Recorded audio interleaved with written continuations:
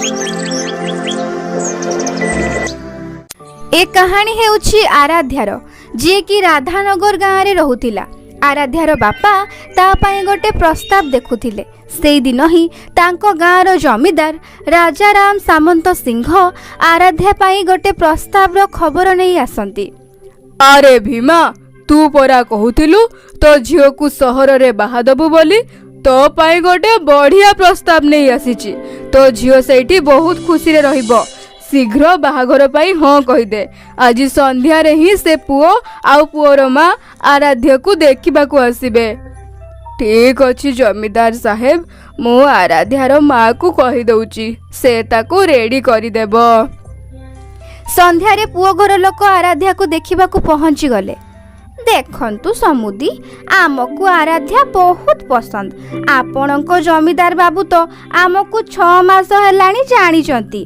आमे बहुत खामदानी घरर लोक।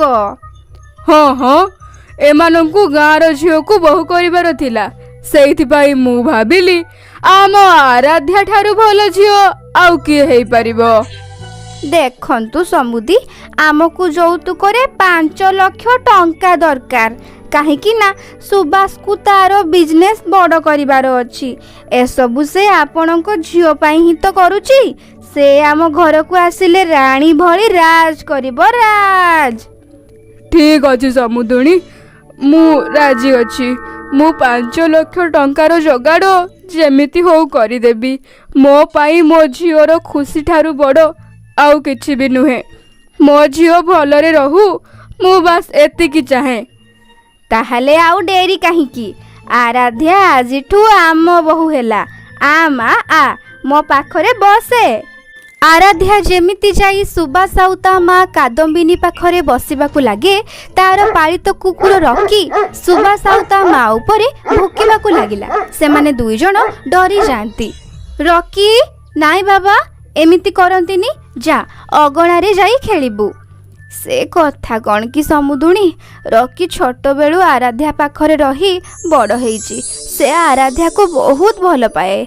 आराध्या आपण मानंको पाखरे जाई बसिला ना, सेइथिपाई रॉकी को लागिला आपण माने अजणा लोक, काले तार किछि क्षति करिबे। सेइथिपाई से एमिति कला। आराध्यार बाहाघर फिक्स हो जाए। आराध्यार बापा तांको जमी बिकिदेले। आउ 5 लाख टंका आनी सुबासर माँ कादम्बिनी को देदेले। आराध्यार धूमधाम रे बाहाघर हो गला। किंतु बाहाघर परे जेतेबेले आराध्यार विदार समय आसिला, सेतिकी बेले देखंतु समुदी, आपण आमको भूल बुझंतुनी। से आमर कुलगुरु ज्योतिष को काली राति रे ही आमको फोन करी कहिले जे एबे आमर समय ठीक चलिनी। सुबासर जातकरे किछि अशुभ समय आसी जाइची। तेणु एबे आराध्या आम घरे पाद न रखिले ही भल हबो। हेले आपण एथिरे डरंतुनी। ज्योतिष को कहिचंती 15 दिन पर शुभ समय आसी जिवो। सेतेबेले आपण आराध्यार विदाई करिदेबे। मु निजे आराध्या को नबाकू आपणको घर को आसीबी। माँ, एबे तो नुआ कार भी मु आनी सारिची। सेई कार रे मो आराध्या को नबाकू आसीबी। अरे वाह, ताहले या ठारू भल कथा आउ कोन हेई पारिबो। आराध्या नुआ कार रे ही ता सासु घर को जिवो। एबे आमे आसुचु समुदी। एमिति कही सुबास आउ ता माँ आराध्या को न नेइकी ही बाहाघर परे तांको घर को फेरी जाती। आराध्यार माँ बापा 15 दिन बीती जिबा परे तांकर आसीबार अपेक्षा करी अनेई बसी रही थांती। किंतु एबे बाहाघरर मासे हेई गलानी, सुबास कि ता मार देखा नहीं। एबे आराध्यार बापा को चिंता होबा को लागिथिला। से जमीदार बाबूंको पाखकु गले। जमीदार साहेब, आपण टिके सेई नंबर रे फोन करंतु ना, जोटा आपणको पाखरे अछि। मु तो सेई नंबर रे ही फोन करिथिली, किंतु से नंबर स्विच ऑफ आसुछि। ठीक अछि, आपणको पाखरे जदि तांकर ठिकाना अछि ताहले देई दियंतु। आराध्यार बापा ठिकाना नहीं घर को आसंती। आराध्या सेई ठिकाना नहीं एका सहर जीवा को जिद करे। माँ बापा ତୁମେମାନେ ଜମାରୁ ଚିନ୍ତା କରନି, ମୁଁ ସହରକୁ ଯାଇ ସେଇଠୁ ଫୋନ୍ କରିବି। ଏବେ ତୁମେମାନେ ବି ମୋ ସାଙ୍ଗରେ ଗଲେ ଏଠି ଗାଁରେ ଚାଷ କାମ ଘର କିଏ ଦେଖିବ କହିଲ? ଯିବା ଆସିବାରେ ବହୁତ ଖର୍ଚ୍ଚ ବି ହେଇଯିବ। ତୁମେ ଏମିତିରେ ବି ବାହାଘର ପାଇଁ ବହୁତ ଟଙ୍କା ଖର୍ଚ୍ଚ କରିସାରିଛ। ଆଉ ନୁହେଁ, ମୁଁ ରକିକୁ ସାଙ୍ଗରେ ନେଇ ଯାଉଛି। ଯେ ପର୍ଯ୍ୟନ୍ତ ରକି ମୋ ସାଙ୍ଗରେ ଅଛି ସେ ପର୍ଯ୍ୟନ୍ତ ମୋର କିଛି ଅସୁବିଧା ହେବନି। ଠିକ୍ ଅଛି ରେ ମା, ଯେମିତି ତତେ ଠିକ୍ ଲାଗୁଛି ତୁ ସେମିତି କର। ଭଗବାନ ତତେ ସାହା ହୁଅନ୍ତୁ। ଆରାଧ୍ୟା ରକିକୁ ସାଙ୍ଗରେ ଧରି ଜମିଦାର ଦେଇଥିବା ଠିକଣାରେ ସହରକୁ ପହଞ୍ଚେ। ହେଲେ ସେଇଠି ସବୁକିଛି ବଦଳି ଯାଇଥିଲା। ସୁବାସର ପୁଣି ଥରେ ବାହାଘର ହେବା ପାଇଁ ପ୍ରସ୍ତୁତି ଚାଲିଥିଲା। ଆଉ ସୁବାସ ଆଉ ତା ମା ଆରାଧ୍ୟାକୁ ଦେଖି ତୁ କିଏ, ତତେ ତ ଆମେ ଜାଣିନୁ ବୋଲି କହି ଧକ୍କା ମାରି ମାରପିଟ କରି ଘରୁ ବାହାର କରିଦେଲେ। ରକି ତାଙ୍କୁ ଦେଖି ଭୁକିବାକୁ ଲାଗିଲା, କିନ୍ତୁ ସେମାନେ କବାଟ ବନ୍ଦ କରିଦେଲେ। ଆରାଧ୍ୟା କବାଟ ପାଖରେ ଛିଡ଼ା ହୋଇ କାନ୍ଦିବାକୁ ଲାଗିଲା। ଆଉ ରକି ରାସ୍ତାରେ ଯାଉଥିବା ଲୋକମାନଙ୍କୁ ଡାକି ସାହାଯ୍ୟ ମାଗିବାକୁ ଲାଗିଲା। ରକି ରାସ୍ତାରେ ଯାଉଥିବା ଜଣେ ଲୋକର ଡ୍ରେସକୁ କାମୁଡ଼ି ଟାଣିବାକୁ ଲାଗେ। ଆରେ ଆରେ, ତୁ ମୋ ଡ୍ରେସ୍ କାହିଁ କାମୁଡୁଛୁ? ଆରେ ଇଏ କାହା କୁକୁର? କୁଆଡେ ନେଇ ଯାଉଛୁ ମତେ? ଆଚ୍ଛା ରହ ରହ, ମୁଁ ଯାଉଛି। ଭଗବାନଙ୍କ ପାଇଁ କବାଟ ଖୋଲି ଦିଅନ୍ତୁ, ମୁଁ କୁଆଡ଼େ ଯିବି କହିଲେ? ମୋ ସହ ଏମିତି କରନ୍ତୁନି। ଆଚ୍ଛା, ଇଏ କାନ୍ଦୁଛନ୍ତି କାହିଁକି? ଓହୋ, ତାହେଲେ ଇଏ ତ ମାଲିକାଣୀ। ତୁ ବ୍ୟସ୍ତ ହନି, ତ ମାଲିକାଣୀଙ୍କର କିଛି ଅସୁବିଧା ହବନି। ଶୁଣନ୍ତୁ, ଆପଣ ମୋ ସହ ଘରକୁ ଚାଲନ୍ତୁ। ମୋ ଘର ଏଇ ପାଖରେ ଅଛି। ସେ ଲୋକର ନାଁ ଆଶିଷ ଥିଲା। ଆଶିଷ ଆରାଧ୍ୟା ଆଉ ରକିକୁ ତା ସାଙ୍ଗରେ ଘରକୁ ନେଇ ଆସିଲା।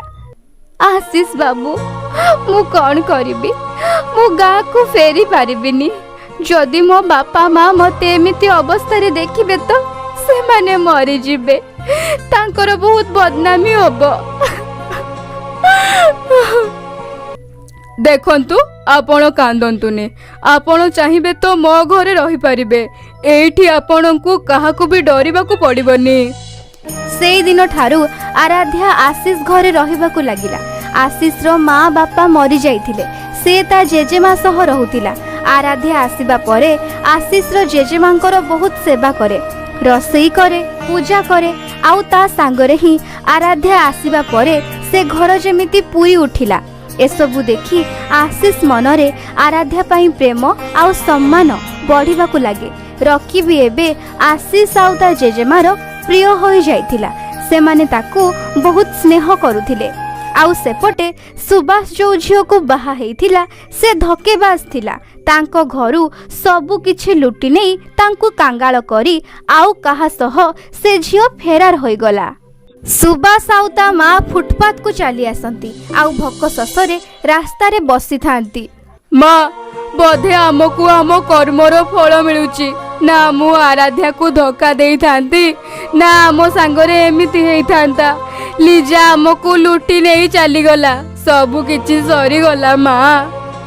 ସୁବାସ ପୁଅ, ଆମକୁ ଆରାଧ୍ୟାକୁ କ୍ଷମା ମାଗି ନେବା ଉଚିତ। ମୁଁ ଦେଖିଛି ସେ ଏଇ ସହରରେ ହିଁ ରହୁଛି। ମୁଁ ଜାଣିଛି ସେ ଆମକୁ ନିଶ୍ଚୟ କ୍ଷମା କରିଦେବ ଆଉ ଆମକୁ ଆପଣେଇ ନେବ। ସୁବାସ ଆଉ କାଦମ୍ବିନୀ ଆରାଧ୍ୟାକୁ ଖୋଜି ଖୋଜି ଆଶିଷ ଘରକୁ ଯାଆନ୍ତି। ସେଇଠି ରକି ତାଙ୍କୁ ଦେଖି ବହୁତ ଭୋକେ। ତାଙ୍କର ଏମିତି ଦୟନୀୟ ଅବସ୍ଥା ଦେଖି କିଛି ସମୟ ପାଇଁ ଆରାଧ୍ୟାର ହୃଦୟ ତରଳିଗଲା। ସେ ତାଙ୍କ ପାଇଁ କିଛି ଖାଇବା ଜିନିଷ ଆଉ ଟଙ୍କା ନେଇ ଆସିଲା। ବ୍ୟସ୍ତ ହୁଅନ୍ତୁନି, ମୁଁ ରକିକୁ ବାନ୍ଧି ଦେଇଛି, ସେ ଆଉ ପାଟି କରିବନି। ଆରାଧ୍ୟା, ଆମକୁ କ୍ଷମା କରିଦିଅ ଆଉ ଆମ ସାଙ୍ଗରେ ଘରକୁ ଚାଲ।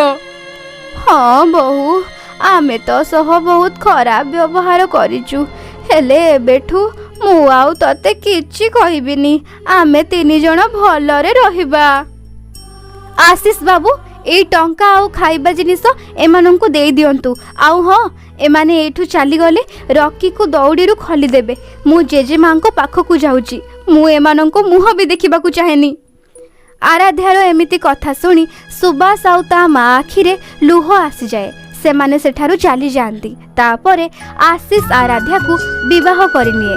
ଏସବୁ କଥା ଯେତେବେଳେ ଆରାଧ୍ୟାର ମା ବାପାଙ୍କୁ ଜଣାପଡ଼େ, ସେମାନେ ଆରାଧ୍ୟାର ଧୈର୍ଯ୍ୟ ଆଉ ସାହସ ଦେଖି ଖୁସି ହୋଇଯାଆନ୍ତି। ଜମିଦାରଙ୍କୁ ବି ତାଙ୍କ ଭୁଲର ପଶ୍ଚାତାପ ହୁଏ ଯେ ସେ କିଛି ନ ବୁଝି ନ ସୁଝି ଆରାଧ୍ୟା ପାଇଁ ଭୁଲ ପ୍ରସ୍ତାବ ନେଇ ଆସିଥିଲେ। ତାପରେ ଆଶିଷ ଆଉ ଆରାଧ୍ୟା ବହୁତ ଖୁସିରେ ରହିବାକୁ ଲାଗନ୍ତି। ସୁରଜ ଜଣେ କୃଷକ ଥିଲା। ସେ ତା ଜମିରେ ଧାନ ଚାଷ କରୁଥିଲା ଆଉ ସେଇ ଧାନକୁ ବିକିବା ଦ୍ୱାରା ହିଁ ତା ଘର ଚାଲୁଥିଲା। ତା ସ୍ତ୍ରୀର ନାଁ ସଂଯୁକ୍ତା ଥିଲା। ତାଙ୍କର 2 ଝିଅ ଥିଲେ, 5 ବର୍ଷର ପୂନମ ଆଉ ଏବେ 2 ମାସ ପୂର୍ବରୁ ଜନ୍ମ ନେଇଥିବା ସୁମନ। ଯେବେଠୁ ସୁମନ ଜନ୍ମ ନେଇଛି, ପୂନମ ପାଇଁ ଯେମିତି ଗୋଟେ କଣ୍ଢେଇ ଆସିଯାଇଛି। ସେ ଦିନ ସାରା ତାରି ସାଥିରେ ଖେଳେ, ତାକୁ କୋଳରେ ଶୁଆଏ ଆଉ ଗେଲ କରୁଥାଏ। ଦିନେ ଯେତେବେଳେ ସୁରଜ ଆଉ ସଂଯୁକ୍ତା କ୍ଷେତକୁ ଯାଇଥିଲେ ତ ଆରେ କଣ ହେଇଗଲା ସୁମନ, ତୁ କାନ୍ଦୁଛୁ କଣ ପାଇଁ? ତୁ ଖାଲି କାନ୍ଦୁଛୁ ଆଉ ଶୋଉଛୁ, କିଛି ତ କହ। ତତେ କଣ ଭୋକ ଲାଗିଛି?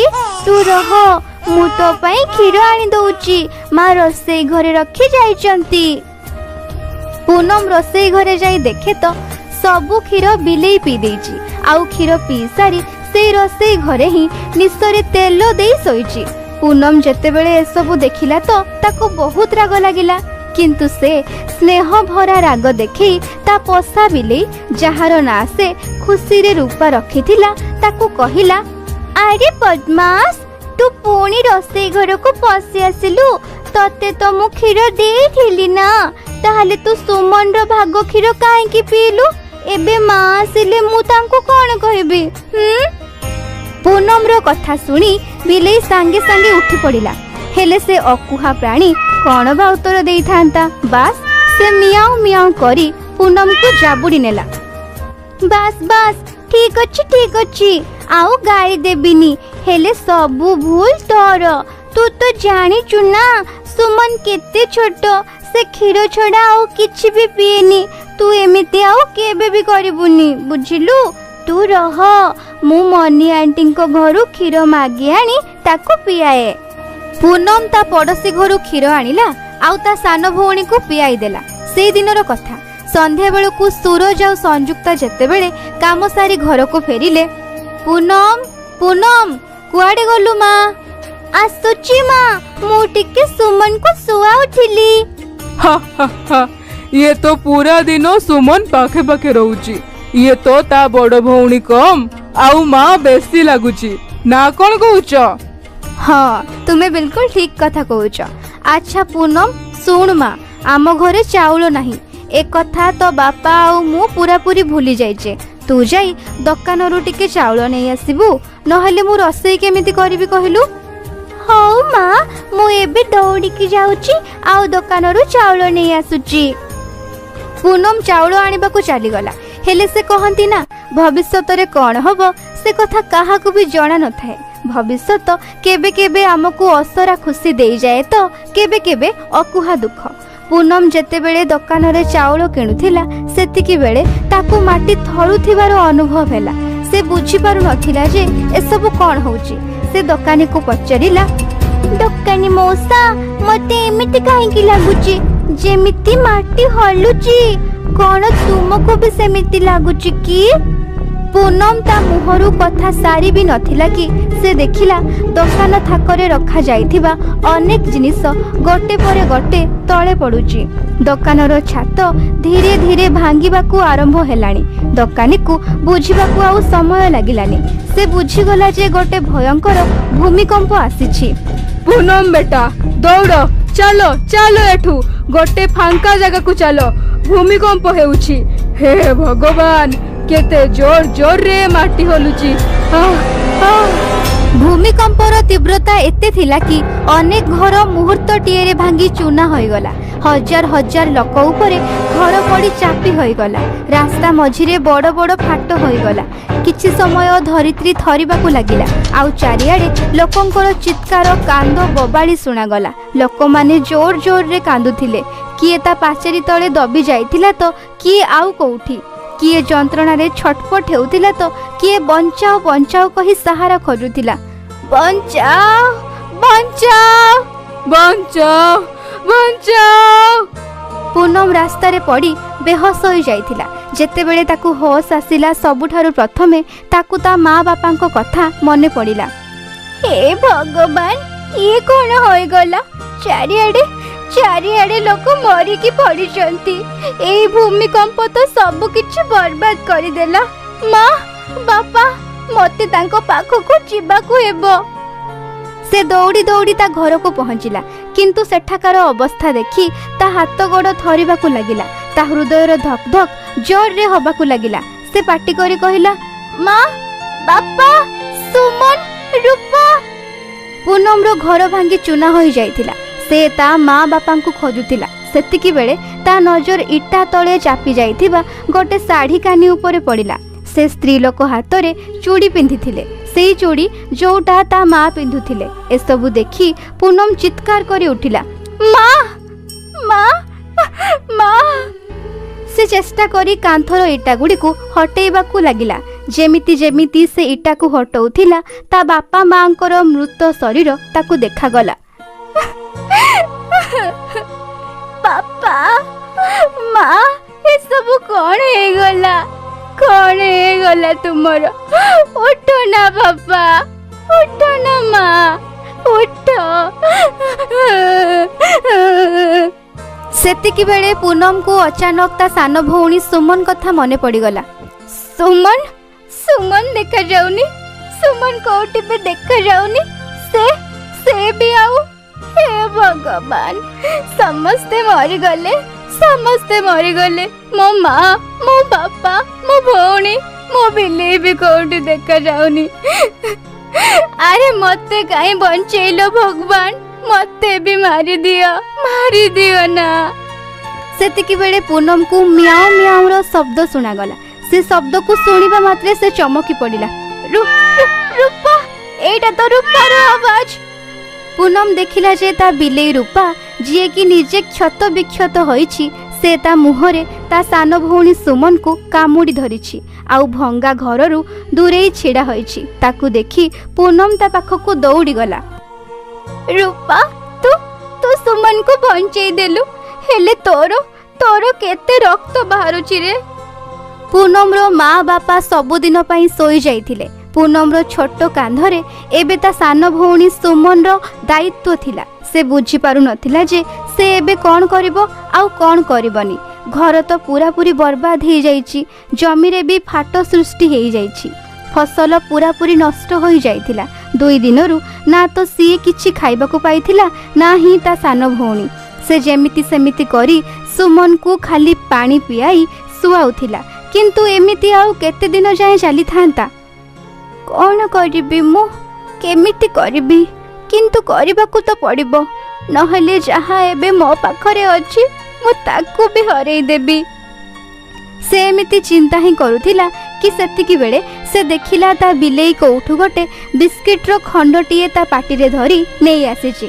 ଆଉ ସେ ଖଣ୍ଡ ଆଣି ସେ ପୂନମକୁ ଦେଉଛି। ଏସବୁ ଦେଖି ପୂନମ ଆଖିରେ ଲୁହ ଆସିଗଲା।